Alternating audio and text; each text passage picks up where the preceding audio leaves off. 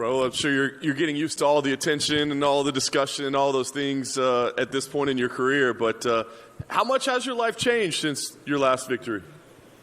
Not much. The only difference is the fame, like being more recognized. But I'm still the same kid, just chasing my dreams. And, yeah, that's pretty much it.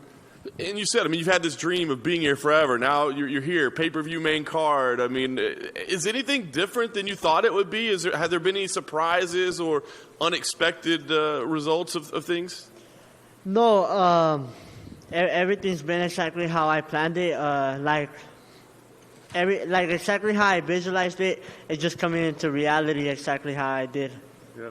Did you have an idea? Being in the UFC is one thing, right? But to be on a pay-per-view main card, did you think it would be able to happen this quickly for you?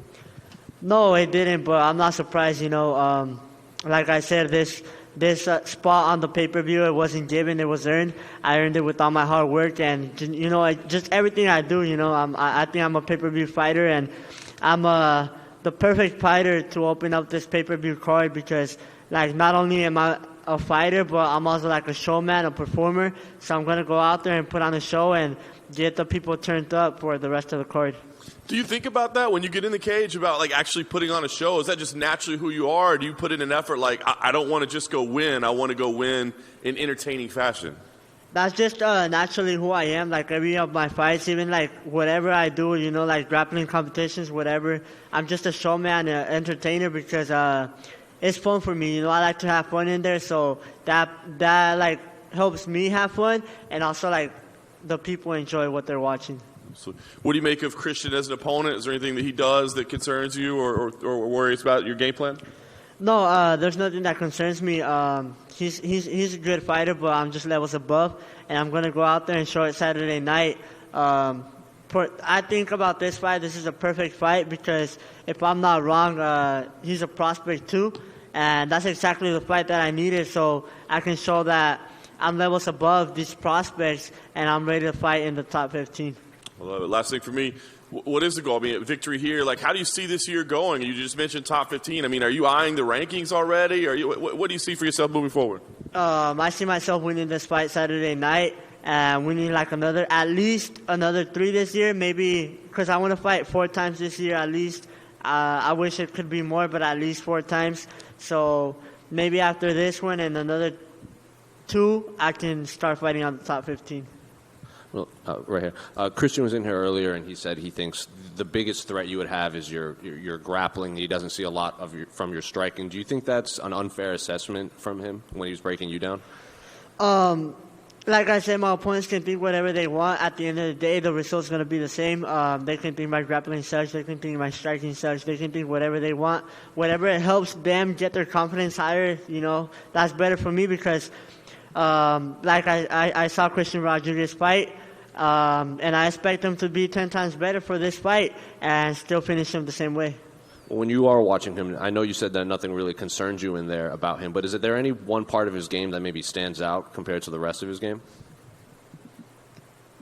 No, I don't think nothing stands out from him.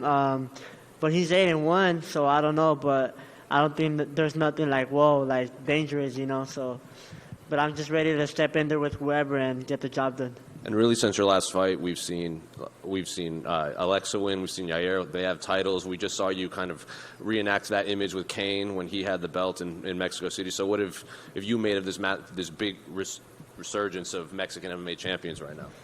Well, it's hella dope to be able to represent the flag. Right now, the Mexican flag is in good hands. You got Brandon, Yair, Alexa, and I think the UFC is going to start paying more attention to Mexico. And I feel like that's what we need because there's a lot of talent in Mexico that fighting spirit, but we just don't got the support. So I think this is going to help a lot. And, hopefully we can bring the UFC back to Mexico City. I think it's really needed. And, yeah. A couple unrelated to this fight. It was announced that Endeavor bought the majority rights to the WWE, so now kind of WWE and UFC are a package deal. So what did you make of this news that you guys are now kind of co-workers with the WWE people? Oh, yeah. I think that's dope because the WWE has a lot of eyes on it. But I thought I was fake because usually people just make like fake news on Instagram. Like I don't even know what to believe anymore. But yeah, if that's true, then that's dope. That's dope. And what are your thoughts on the main event between Israel and Alex, the rematch? I got it 50-50. It depends who has the better strategy because I always see like Adesanya winning the fight, but Pereira just has that knockout power. So I don't know. Maybe if Adesanya wins the whole rounds again and maybe take him down the last round, I don't know. It can play out. Last one for me. You got added to the video game, correctly? Yeah. So do your friends play as you? Yeah, and I had everybody like send me videos. Like all my friends send me videos of me playing, them using my character in the video game and making some highlights out of it. Over here. Thank you. I'm just curious to follow up on the WWE UFC merger. And you say you're a showman and a performer, and a lot of WWE is about showmanship and performance. Is that something that might interest you later on down the road? No, I don't think so. I like watching it, but I don't think I would like doing it because what if they tell me that my paper's to lose? I don't want to lose. And then lastly for me, what is it like being here in Miami? This is the first time in 20 years UFC has been back in Miami. So just what is it like being down there in South Florida and participating on this big show?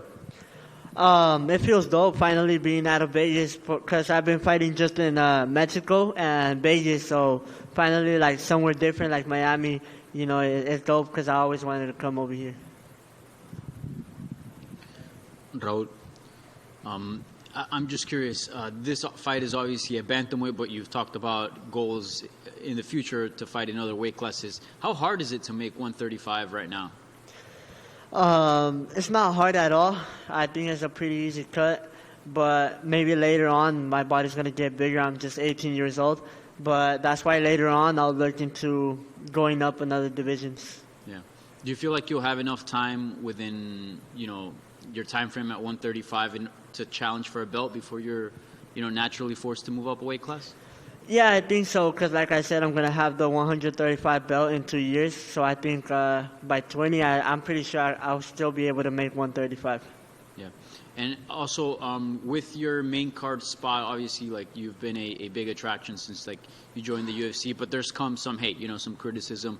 Some people saying, hey, he's only 1-0 in the UFC. Like maybe some other veterans deserve that spot. What would you say to those critics that say like, hey, Raul Rosas doesn't deserve a main card slot? I don't know who said that, but at the end of the day, they're all just hating, and they should take some notes. If they want to be on the pay-per-view card, they should take some notes and learn some stuff from me, I barely got in the UFC, and I'm already in the pay-per-view, not like other ranked fighters that are prelim fighters, so I don't want to say names, but yeah. Yeah. And your brother, Jesse, recently fought, got a nice win. How long do you think it'll be until we see him in the UFC? This year for sure. It's going to be two Rosas brothers. Jesse Rosas is going to be right here with me. Like I said, we're the same level, exactly the same level, just different styles. If you really look into it, if you really go see his fights, we're exactly the same level. We go out there, put on the performance, get the job done. It's just God wanted me here first, and that's how things played out. But things played out for a reason because that way we're not like Aljamain Sterling and Merab. They're like both like right there fighting for the title. But me and him have a little bit of gap because his opponents would back out the week of. But it all played good because when I think about it, I'll get the 135 belt. So by the time he gets there, I'll be able to move up to 145. So it'll be two brothers becoming UFC champions, making history. Yeah. By the way, did you ever get your mom that minivan you promised post-fight? No, because the bonus came in hella late. But I haven't spent it. I'm still going to buy something for my mom, something nice. I got something even better. Just stay tuned, and I'll post it. But, me and my manager, we're working on it. Yeah, nice. Thank you. Thank you. Hey, Raul, right here. One more. I just want to add on to that last question. What's the competitiveness like in the Rosas household right now? Because Jesse's coming off 2 first-round finishes. So is he on you to get a first-round finish? Yeah, usually like when we would fight on the same card, like later on, like I said, when we both fight in the UFC, we'll put the check on the table and whoever gets because we'll be fighting on the same cards. So we'll put the check on the table and whoever gets the kill like faster, you know, the fastest finish takes it all, you know, and of course it's going to be me. I'm just kidding.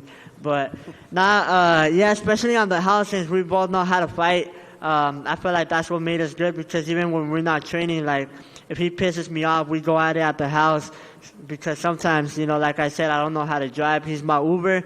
Sometimes he doesn't want to take me where I want to go, so, you know, we just got to go after it, you know?